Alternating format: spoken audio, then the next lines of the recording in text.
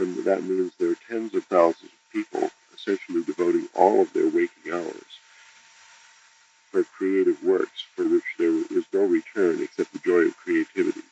We have a region of absolutely unbridled, unrestricted creativity on a scale that boggles the mind, a scale never before seen. And what are people doing? Why are they doing this? It's all because I think that people involved in this field, as I feel, a unique window of opportunity for the creation of a new future.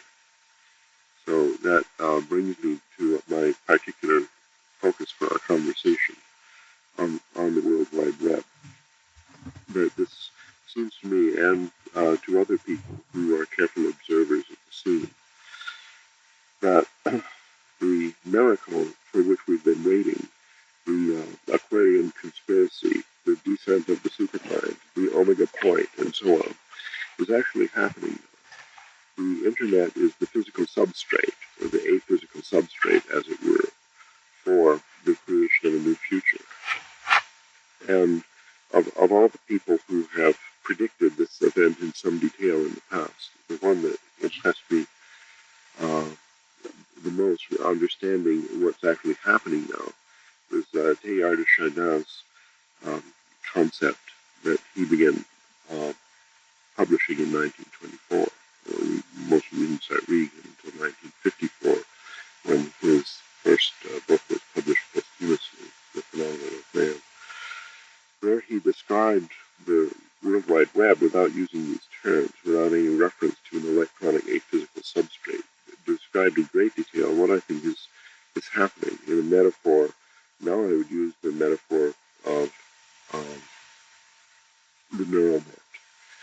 The neural net is kind of an abstraction of neurophysiology concepts, where the individual souls in the picture of Teilhard de Chardin are the nodes of a neural net, and they're connected by links. And his vision of the Omega Point was a process taking up to 500 years, in which the quality of the links between the individual nodes and the number of links between the individual nodes suddenly began to grow substantially in a kind of a paranormal phenomenon. If not telepathy, then intuition, or just sensitivity, consideration, love, or something would amplify the strength of the connection between different minds, souls, and so on.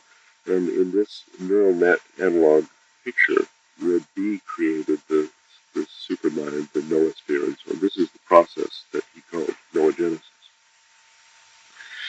So I believe that the World Wide Web is, as a matter of fact, the noogenesis of the noosphere of the future. This is it. Now, what's happening, what could happen, I mean, there's a spectrum of possibilities. The cessation of this creative activity within the Internet, which is the self-organization of new reality, is not one of the possibilities for the future that I imagine. The creation of this thing is going forward. Everybody in the world will be connected to it. Anybody who has a television or a telephone, for example, will automatically be connected to this without them asking or doing anything. There it is. It may have a fee, or may not have a fee. These are among the spectrum of possibilities for the future. So that's an idea of what the World Wide Web is about, and how I see it as an opportunity to amplify, create, trigger, participate in a spiritual revolution. All what we've talked about, the motivation for a lot of our books, writing, speaking, and so on. Suddenly, this our opportunities in ordinary media pale in comparison with the opportunity presented us if we choose to take it on the Internet in the form of this worldwide web on the citizenship level 4. Well, it's very interesting. I love hearing you talk about it because your enthusiasm is infectious. I mean, it's the kind of ultimate technophilia that we've embraced here. I mean, God as computer. I agree completely. I think this is the quintessence we've been waiting for. This is the outer shell of the omega point that history has been moving toward.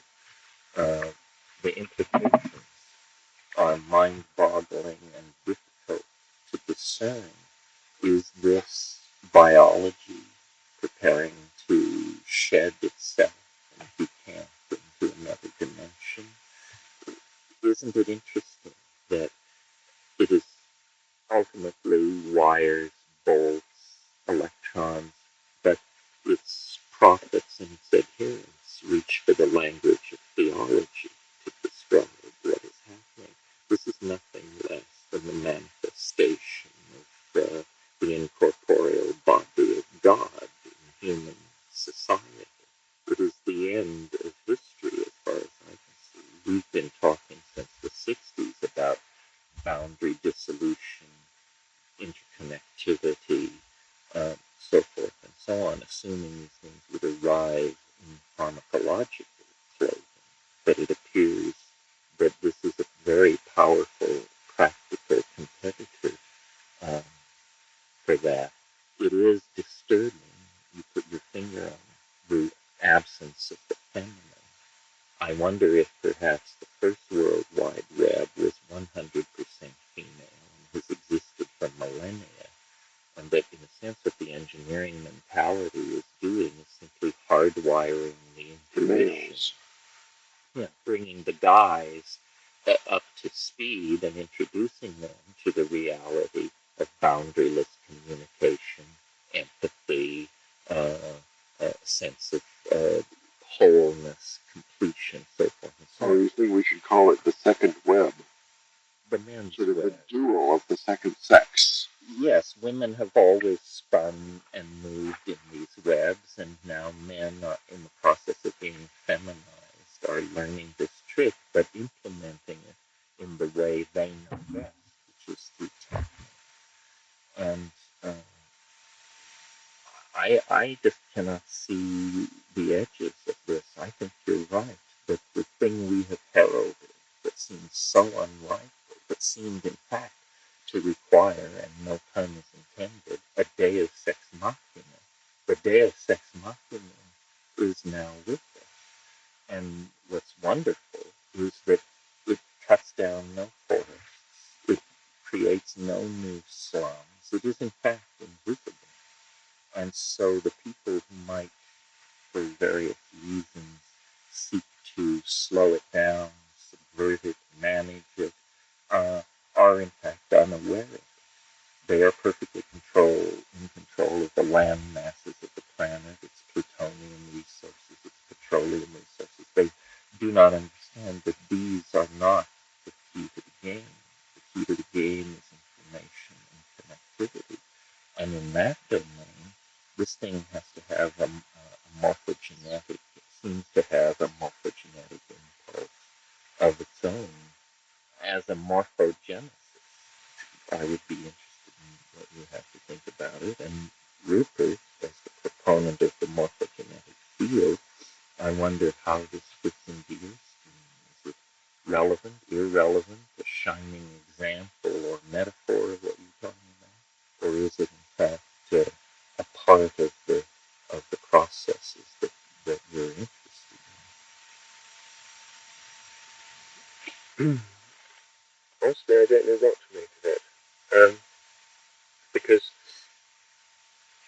I find, I'm very sorry to say, my skeptical impulses being activated. Because my own experience is that I already have access to vast amounts of information, libraries, the whole of London's libraries at my feet, Cambridge University Library, incredible information through newspapers, mail, stacks of unread magazines, and so forth. I'm very aware of an incredible information overload. My problem is having time to read what's already there. And the state that Ralph has described, of people browsing idly through the net, finding out amazing nuggets of information here and there, presupposes a vast amount of leisure, in which people, altruistic leisure, in which people are just connecting things up and doing creative for its own sake without hope of reward and without need of recompense. And somehow I can't get this picture into focus because it doesn't correspond with the reality. I know it may be a failure of visionary instincts. It may just be British cynicism surfacing, but I can't quite see how this fits into the lives of people who have to make a living. I can see it as a leisure pursuit, a hobby like ham radio. I can't quite get this noosphere, time de Chardin, Deus Ex Machina aspect of it. Well, in the past, if you sought information, you would seek only as far as you had to, and that was usually your local library. And the quality of your conclusions would inevitably be infected with this kind of parochialism. For instance, in the old world, if you wanted a picture of the Mona Lisa, you would look up Leonardo da Vinci in the Encyclopedia Britannica. On the World Wide Web, if you want a picture of the Mona Lisa, you call up the camera in the gallery that is staring at the Mona Lisa. You don't call up an image of the Mona Lisa, you call up the thing itself. I can't imagine that, human beings are defined by localisms. What kind of world would it be if there were no localisms? In other words, if concepts like British, Somali, Chinese were utterly meaningless because everyone moved in the same cultural superspace. Now, what's been said about capitalism, which also tries to create a homogeneous cultural superspace, is that it does it by appealing to the lowest common denominator, by forcing Bedouins in their huts to watch Dallas or something like that. It seems to me the argument for this is that it preserves diversity. It really celebrates all information without bias. And Ralph neglected to mention, although I'm sure he's aware, the original internet was constructed by the American military as a system of communication specifically designed to survive a thermonuclear attack. Hence, it has been designed to be indestructible. There is no central control to bomb or blow up. Hence, the very people who created it find it impossible to control it. So it's a cultural... Its great appeal is that it's out of control. Yes. It's totally out of control. It's chaotic, friends. And we always wondered what would happen if you let creativity go in an infinite sphere of resources. What would happen? And here it is. Well, the internet and the World Wide Web are not really comparable to traditional sources of information like books and magazines that comprise your familiar world. But suppose it were. Suppose that there was nothing on it but books and magazines. Then it's still fits very closely Terence McKenna's description of noogenesis process, because the access to all that information has suddenly changed. Now, all those books in the British Museum not really accessible. We know that we went there together and we saw that we couldn't actually request a book without getting a card, which is very difficult to get. Access is severely restricted. There are 6 billion people in the world, and they just won't fit through the door there. But on the internet, people can have free access to all these materials. It's true at the more popular sites at the moment. You have to wait in line up to a minute, or sometimes even 2 minutes to get a certain book. But just think that everything is the same information exactly, but the access is amplified by factors of hundreds of thousands. That's the strength of the link, the numbers of the links. That's the most obvious thing that's changing, is access.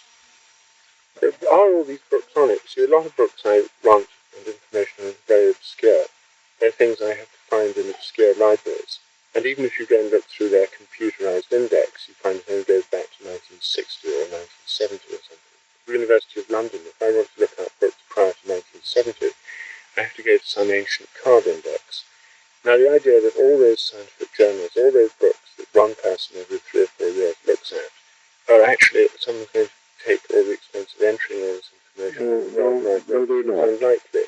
They're not. It will be very limited information. However, at the rate that the books are being published now, is almost every year, so many books are published that that's as many books as were ever published before in the history of time. So obviously 5 to 10 years from now, most books will be digitally available. They will. And robotically driven optical characters. But I'll tell you one book that's available now on the World Wide Web. Terence, I don't know if you know this, but the most obscure book in the world, the Voynich manuscript, is available on the World Wide Web. The most obscure and rare manuscript in the world has been totally digitized and is full of pictures as well as text. The other thing I think is very hard to predict the impact of is no matter how obscure your field of interest or your self-definition, you can find the others. Third world handicapped lesbian mothers will all be able to communicate with each other. New communities. Ukrainian-speaking morphogenicists under 30 with a history of ketamine abuse will be able to find and discuss this with each other. So morphogenetic processes run amok. Well, it seems fine if you know what you're looking for, you see. But I think the point about the ordinary media and the way they work, when I read the Guardian newspaper in the morning, I'm particularly interested in certain kinds of things. There's a whole lot of other things that I see that I wouldn't normally look for. I would never dial up half these things. Well, the Guardian newspaper is on the World Wide Web, and furthermore, it's indexed. Now, you read a book. Many of us start reading a book from the back. We like to have a look at the index, see if it's a large one or a small one. I see this book on island ecology. It's got 60 pages and indexed to 3 columns. I think this is a great book. Many books on the World Wide Web are indexed completely. Every single word is in the index. That means it's much easier to find what you're looking for. Okay, well, let's say that it has this amazing resource. And so the next question really is, what kind of research projects or creativity you want to do on it? I mean, I can think of several examples right now. I think the main areas that it would be useful for would be Terence's chosen sphere, as a matter of fact. I mean, one thing I'm very interested in is the quality of time. I'm interested in the way the physical constants may fluctuate. And this is something Terence is interested in, not, I have to say, primarily focused on the time wave itself, but on the general possibility that the time wave is an example of a quality of time phenomenon. I'm interested in the empirical side of it. So I'd be interested in sunspot data, tide data, deviations from things from power companies and so on, rate of accident reports, suicide rate statistics, all these things which could reflect changing qualities of time.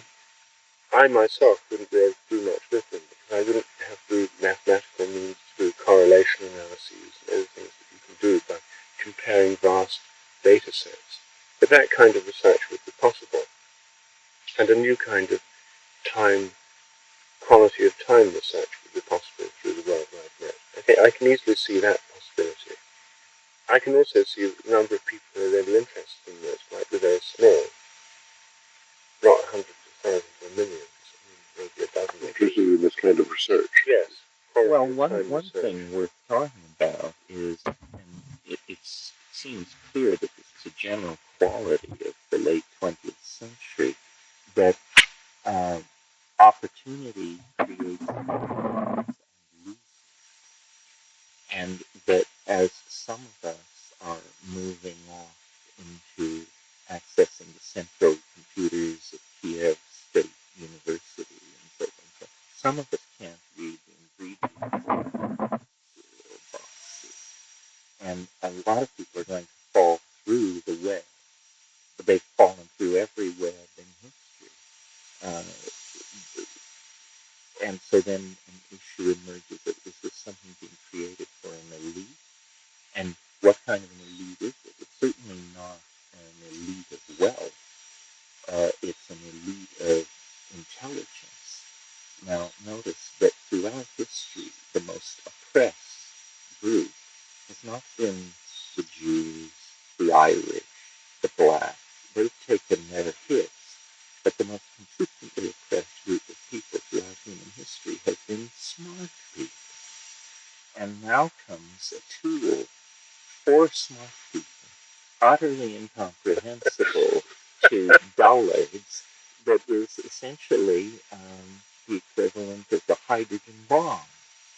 And if, in fact, consciousness expansion is to be our salvation, then this is chaotic as the web is. What it is a controlled psychedelic experience spreading through the populace at the highest levels of the intelligence. It's more like a one-way psychedelic experience, that after one bit of LSD or something, your mind is altered permanently. After you have browsed and gotten used to this phenomenon, it's almost impossible to forget it. Or ever go back. So since you can speak from experience, and I certainly can't, what breakthroughs in your life have happened other than the vision of the worldwide, what it could be in the future, the visionary side of it? What actual benefits have you derived from it? Well, the most, I think in our context of common activities and so on, I would say the most evident and significant aspect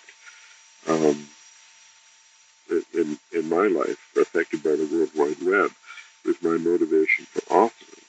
I certainly am ready to give up writing books or intellectual activity other than sitting in a garden speaking as we are right now. If the only result is publishing a book that's read by 1,000 people or publishing an article that's read by 100 people, this is an awful lot of work for no result whatever, even though I love the process of making books.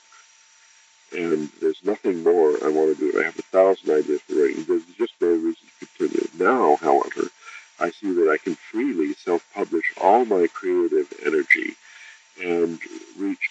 My worldwide website has been cruised by probably 100,000 people just in 1 year. And he sells advanced mathematical software. What if we were selling dildos?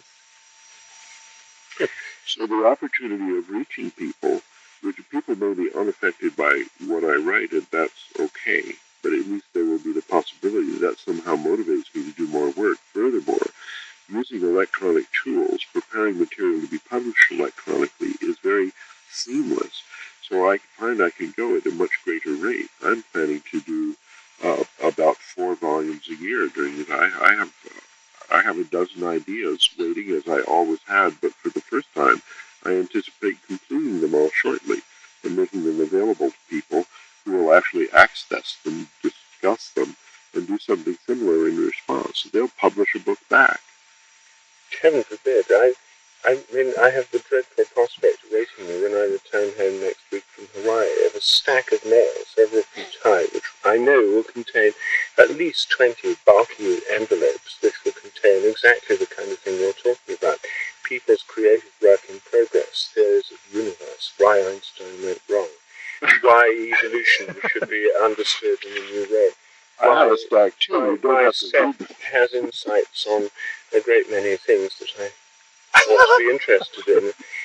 The idea of a torrent of this stuff pouring into my computer is enough to give me, put me off totally, because the amount of creativity around already is far too much, in my opinion. I don't know that we need more. But out of this ton, a stack 30 feet high of manuscripts, you might find one valuable one. But then all these cranks, there'd be one Steve Rock. I know, but then one would be in the unenviable position of the editor of the magazine.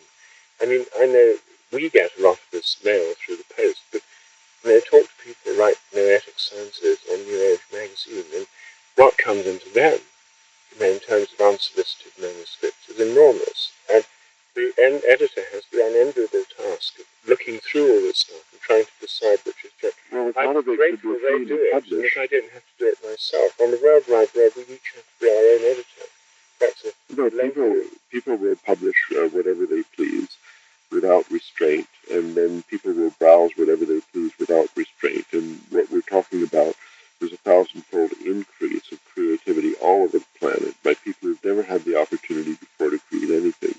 They put a window into the World Wide Web in a public place in Los Angeles, and who crowded around it were gang members who felt that they had the opportunity to participate in society for the first time.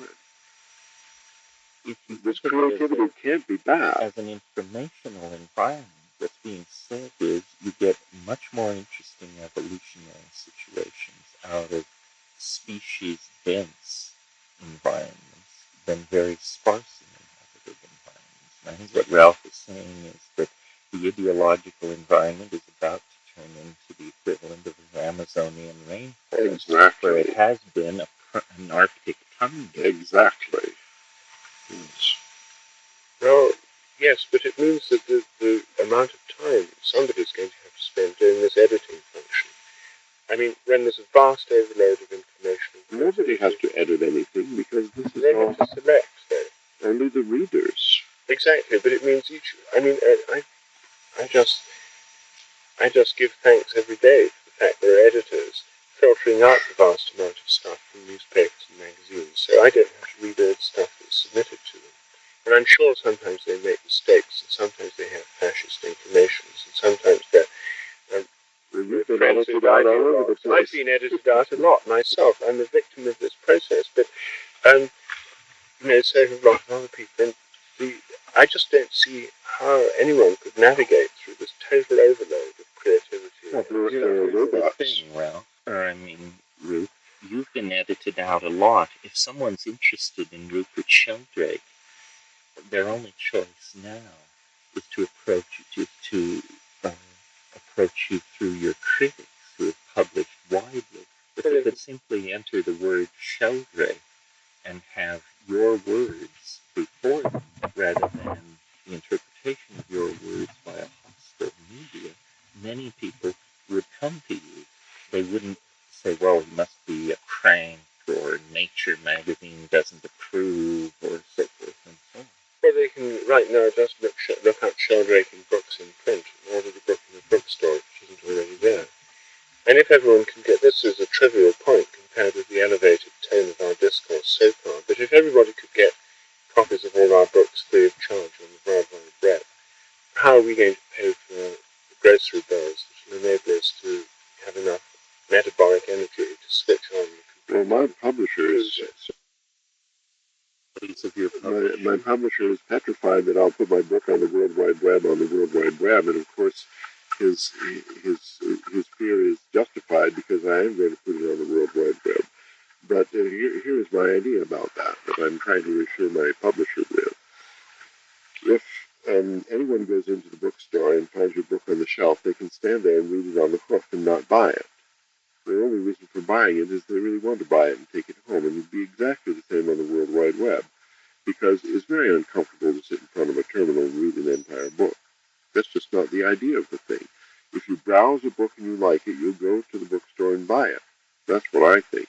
Meanwhile, there'll be many manuscripts which publishers and editors have rejected, like some of your books were rejected and then they waited for a long time. Meanwhile, they could have been read by everybody on the World Wide Web who wouldn't mind standing on the hoof in the bookstore, as it were, if there was simply no alternative. So I think, personally, that my book sales, my royalty statements, will be enhanced by putting entire books on the World Wide Web. There are these informatic robots going around indexing things, and this is a terrific relief of individual people. For example, in the past, I get stacks of mail where people are requesting the reprint of an article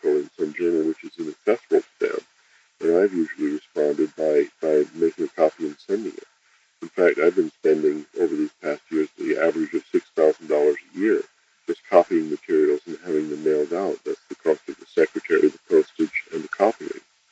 Now, all of that will be rendered unnecessary because people are not even going to write to me asking for the article because they know it's on the World Wide Web. Well, some of them don't already, but they soon will because I'm going to have business cards made that contain nothing but my name and my World Wide Web address. Yes, okay, but now, coming to your point about the noosphere and how to show that, I can't quite get, again, how more information, more interactive will lead to this, since, as I understand, at least the more mystical aspects of human unity, they're not things that are necessarily mediated by information transfer, either digital or text or audio. Oh, well, now you're disagreeing with Teilhard de Chardin, not with me. But I agree that there's a terrific possibility that this opportunity I'm talking about turns out to be a big flop, maybe the biggest flop in history. I don't think it will, but that's one of the dangers, and that's why our responsibility is to at least check it out, browse around there, and see if we think after that there's an opportunity or no, and if so, to give it some creative energy, because what it will be in the future will depend on what kind of people with whatever motives actually go there. Okay, well, I ought to be an instant convert, because what I'm in the process of doing through the 7 Experiments book is trying to launch a whole grassroots research project, a resurgence of amateur and Perfect grassroots opportunity for you. That involves going directly to people and around institutions. And also people who are doing similar research things networking up with each other. I only have this to say, though, as I mentioned before, my experience so far with the internet, trying to find people who have telepathic cats that know when they're telephoning a specific request, was that mostly what I got was junk comments about it from armchair skeptics. 2 pieces of information that were relevant from people who failed to respond to further inquiry. So I think most of the people who are the most active and interesting informants about their pets at the moment are people who were the last to join the World Wide Web. They're not computer nerds. They're people who like keeping dogs. Well, we're talking here about a creative process that I imagine would be on the scale of 3 to 5 years before coming to fruition. And I can well imagine a website called Animal Magic, where a lot of the things that you'll be paying your secretary to do will take place automatically. It's called alt.pets and alt.cats, and it already exists. Those exist. Yeah. What is alt.pets? A huge conference on the internet. On what about pets? There are subgroups. It's a news group. Yeah, how this works is you write a letter and it's posted there, and everyone's letters ever written are posted there in sequence. You can read them or not. You can scan them for keywords and only read the interesting ones. And you can ask for stories of telepathic pets. Well, that's what happened. It was in the cat network. This question was asked about telepathic cats. And it was much less successful than my appears through BBC radio programs, newspapers, magazines, etc. Well, the World Wide Web is a totally different structure than news groups, because you can post things which elicit responses without doing any work. I mean, you have your articles and books and so on the subject, the experiments that you've suggested, and the description of the information that you would like to collect, and where to send it, which might not be you, and all of this is posted there, and people who browse by are not necessarily people who habitually respond to a particular news group. It's sort of a much more horizontally diffuse structure. But I'm surprised, Ralph, that where you say you think it could be subverted or derailed. I think it's just built into the evolutionary and morphogenetic unfolding of the cosmos, and that it could no more be stopped than mitochondria or societal organization. There is some powerful faith. Yes, I agree to a point. I think that as you said, the internet began as a military network, and I It depended on, well, first came the Unix operating system. This was made by the people working for the telephone company. I think that these different bits of creativity that finally we see assembled into the World Wide Web, something of tremendous importance, that each of these things was done in such a way, almost unconsciously by the people, with various elements that inexplicable at the moment, that were the essential elements to make the next step possible. For example, Unix is multitasking. It automatically has network protocols built in. All these things were necessary. And I think that the creative people, for example, Tim Berners-Lee, who invented the World Wide Web idea, all of these people were inspired by angels. That is to say, that a divine mandate is somehow manifest consciously or unconsciously through them. So that when they are doing their constructive, creative work with these hardware and software bits, they're doing it in such a way that eventually they can be plugged in and all this will work. So it does seem to be actually a divine architecture which is manifesting in this thing, just like in the orders of nature, in biological evolution. It's so much like biological evolution, and it's so appropriate that we should discuss it here in Hawaii, which has one of the more recent islands. And yet still you doubt the apotheosis that 2012. I'm not going to carry on about the battle of good and evil and the fallen angels and so on, but I do think it's quite possible that something very, very disappointing will happen to this internet in the future. For example, it's recently under discussion whether every access should be charged as a long-distance call by the phone company. That right away would destroy the democracy that makes the World Wide Web so exciting. I think if they made that decision, a parallel organization would offer an alternative service. There is alternate already. Alternate. There you see. It's unstoppable. It's unstoppable. It's like DNA. Once it's there, stand back. But I can see it leading to a great proliferation, like speciation in the Amazon, which you compared it with. Right. A vast number of species.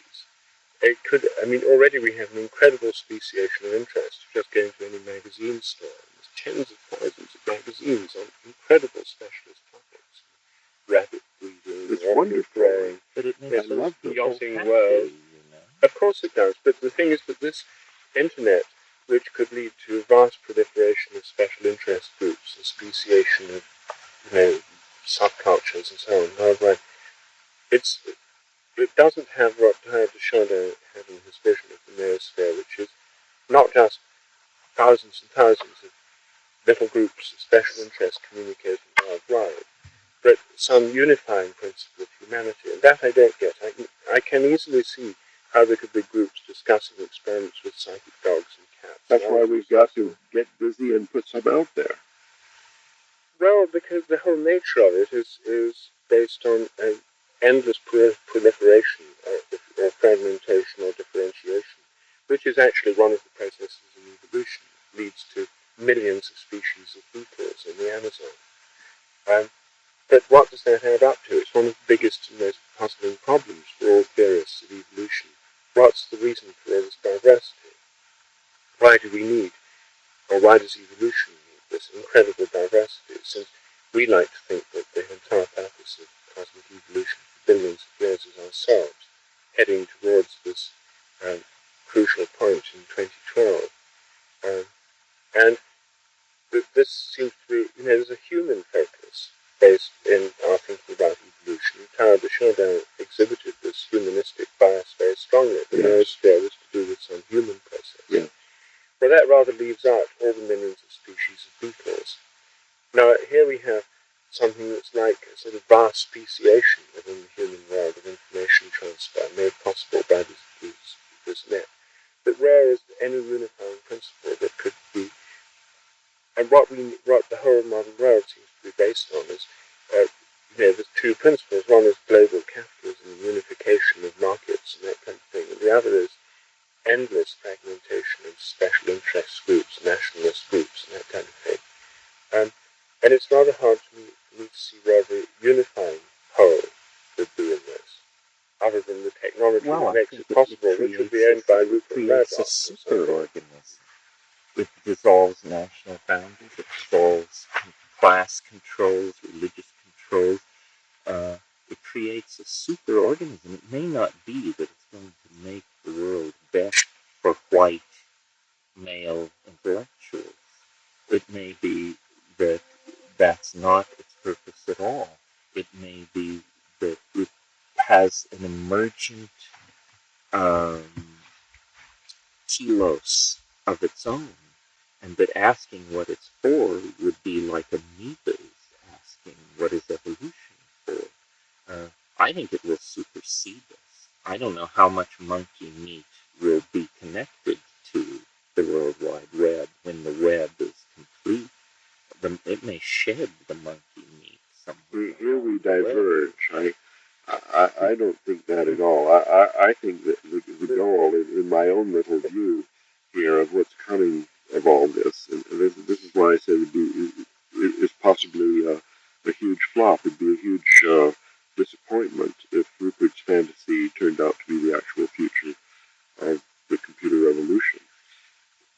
What I see the future is that somehow the exalted self-image of humanity will be corrected, that we will end up, after a spiritual transformation, in a better relationship with the biosphere, so that we can have a future.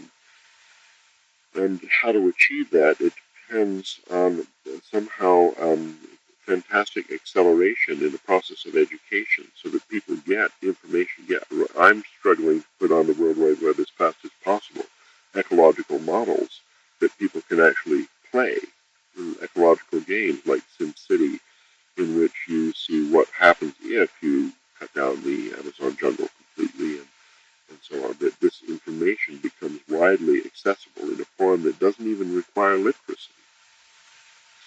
And the World Wide Web itself, I think, will become extinct in a very short time. This is a transitional phase in which a divine process is set in motion, giving us the necessary ingredients now missing in our system, which allow us to evolve to a species which can actually coexist sensitively with the environment.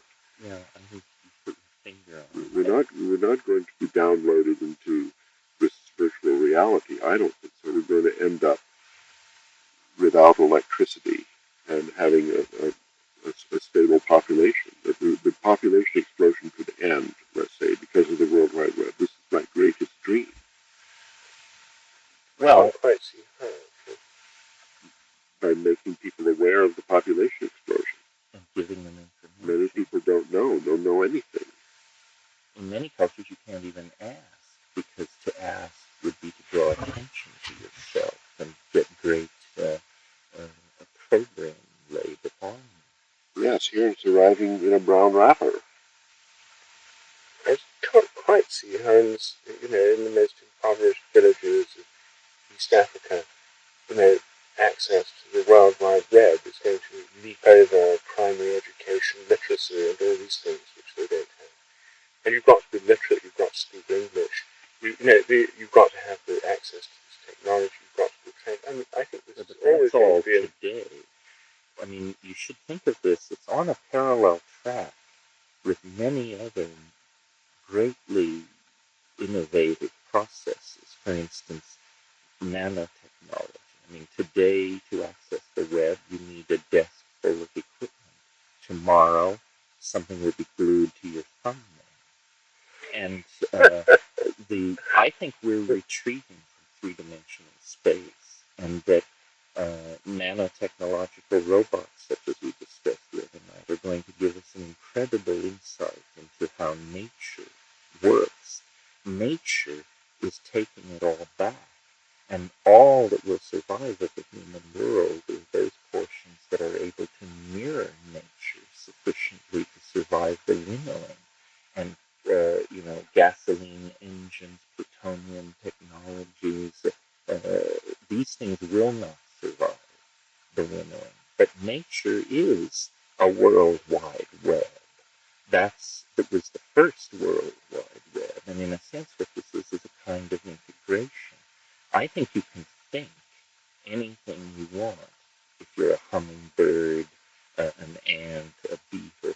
But we build in 3D, and this has set off an avalanche of problems for ourselves, for the environment.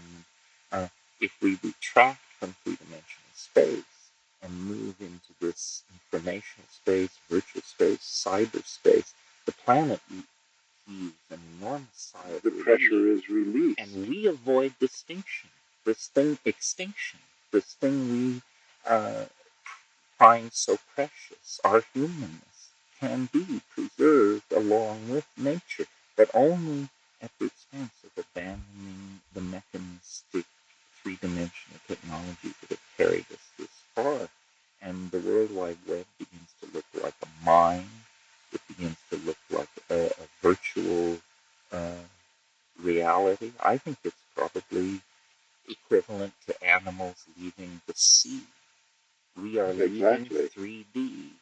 Occasionally we leap into cyberspace, gulp the rich oxygen there of information for a few minutes, then turn off the computer and fall back. This may be the shamanic journey of the future.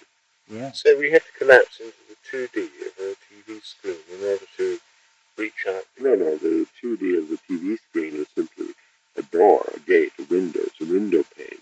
You go through the window, and then you're in this fantastic multidimensional space, which has all the dimensions of a DMT trip or something. It's like astonishingly rich, and its feeling of reality is enormous. You can travel around, and although things are changing fast, you know where you are. You recognize certain mainstays, skeletal structures that don't change. You learn your way around, traveling on this skeleton. We will have a different relationship to memory. I mean, by the time you're 25 years old, if you've been working on your virtual environment, which is a sense yourself, your unique self, experientially the thing will be the size of Manhattan. Yes. You know, your hobbies, your trips, my private Manhattan, private fantasy, it will be vast, and every human being on Earth will have one of these, and it won't require the cutting of a single tree, the extracting of a single drop of petroleum. Well, the trouble is, I think there's something lacking with this vision, and I think that's probably the reason why 98% of the people on Earth are male nerds. Because there's 2 points. Firstly, it would be great if what you say is true, and it could mean that people could live in local communities. It seems to me the way forward is local economies. And most green theoreticians think that the only way forward is to localize economies, minimize travel, minimize movements, and so on, and to minimize our impact on the environment, have more food produced locally, and so forth. Local economies. Now, it could be that this virtual space you're talking about, and this traveling around the world and these computers, would remove people's mood to travel around so much, or to have global access without going there. But the fact of the matter is that I find myself that I actually like coming in person to Hawaii, and like being in person, talking to you two, even though this involves expending vast amounts of aviation fuel. But this is your vacation. You don't like flying to New York to hassle our beloved agent. No, but the thing is that I think that this need for not just multi-dimensional virtual experience, but actual experience of bodily being there is very, very deep in human beings, and I can't quite see how this is going to replace it. Not replace it, it may just decrease it slightly. Do you think so? I mean, is there any evidence that people on the World Wide Web actually spend less on travel, spend less on, live a more ecological? No. This is not a matter of evidence, you see, because the thing is in the process of creation, but what it will become is what we dream it to be. We're going to participate in its creation, if it has any potential whatsoever for good, which I think its potential, not only its potential is enormous, but we have nothing else which compares. In fact, one thing it does is illuminate how feeble are all other proposed solutions, because they are just theories involving nobody on the planet. So you have a theory, an interesting one, for limiting the population explosion. Terence has another theory. We've said these theories often in books that are read by few people, and we've seen that we are totally impotent, in fact, in participating in the future, in the creation of the future, in whatever we think we're due. Flying the airplane or not is actually not going to influence the outcome whatsoever. But participation in the World Wide Web might, even if it's only a long shot, a 1% chance, that dwarfs enormously any other chance that we've got. I'll do a proof of concept experiment out here. I'm going to create a life that makes it unnecessary for me to leave this island, indeed practically unnecessary for me to leave this thrill, and yet I am determined to, at the same time, continue to expand my influence, be read by more people, discussed by more people, and influence more people, because I will cease to speak to groups of 45 people in people's living rooms, and I will begin to speak to hundreds of thousands of generally more intelligent people who are accessing me and my ideas through the net. Yes, well, I'm back free of charge. Yes, I see you next year reduced to digging up fairly edible roots in this forest. Gnawing the bark of trees. Well, it is possible to sell things on the web, and it is possible to ask for donations on the web, and so on. And these are the two principal ways we have bought groceries in the past, so that we don't have to dig tubers. And our request, I mean, writing grant proposals is a terrible bore. I've given it up completely. At the same time, I'd really like to receive a grant. I'm very loath to waste a minute asking for one. Mm-hmm. So I think that the enhancement of my visibility on the World Wide Web, and if there is any merit whatsoever in what's doing, and as it's realized by people, I mean, philanthropists, will be cruising the World Wide Web. Looking for opportunities to give money away. Absolutely. Looking for opportunities to get the most bang for the buck. Well, I think it's very important to plan the parameters, but I think one should expect that it will exceed all plans and blueprints. I think it's part of the culture. It is culture. And in that sense, it has a life and a morphology of its own. No technology in human history has ever had the effects that its inventors supposed it would have. And no technology in human history has ever affected so many people so quickly as this one does. Even if you don't own a computer, you don't realize the world is working better because your accountant is on the web, your broker is on the web, your doctor is on the web. You may not be, but your life is substantially improved by the existence. Your agent is on the web auctioning your works. Yes, well, all this may be true, but for the thing to, and what human beings need is not just information, they need relationship, community, etc. All that will continue as usual, won't be diminished a bit by the addition of a new mode.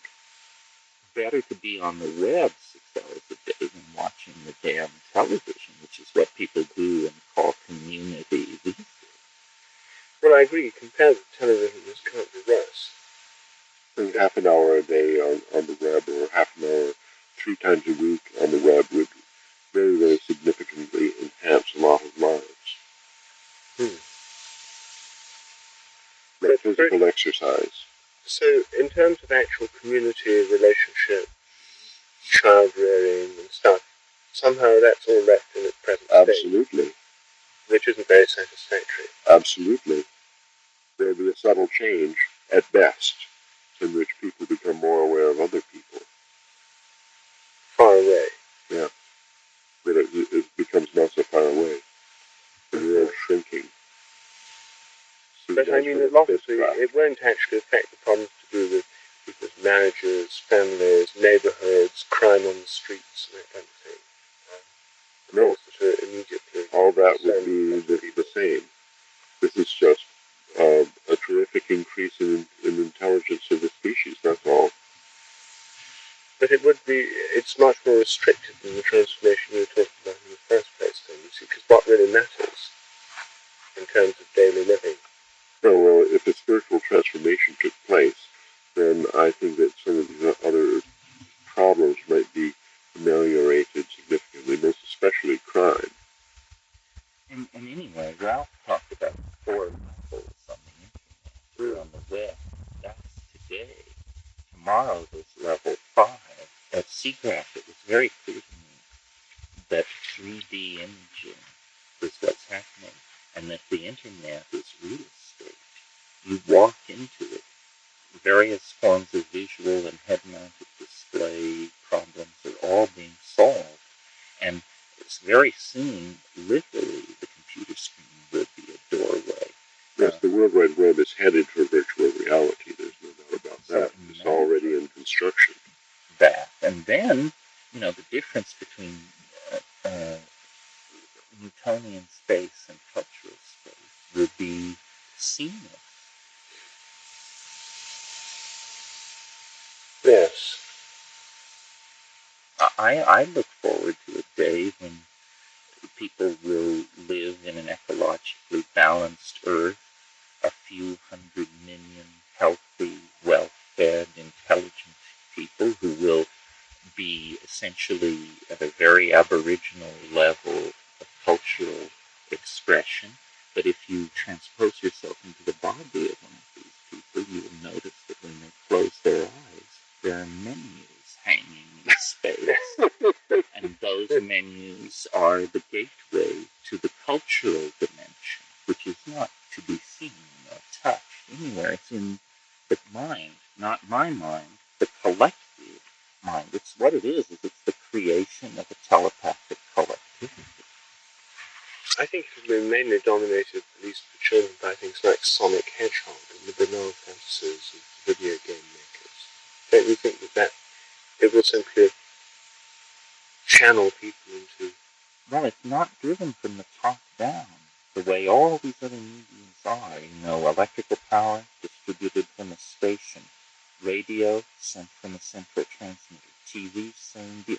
This is nowhere. The games for children will be made up by children. They won't be sold by anybody because creativity becomes so easy. There's already a third-grade classroom on the World Wide Web where the children are publishing their drawings. And children take to this stuff. They have no bias. They have no inertia toward print culture. They just take to this stuff. The wiring to jack into this thing has somehow been built in from the beginning. They're so facile. They're so good at it.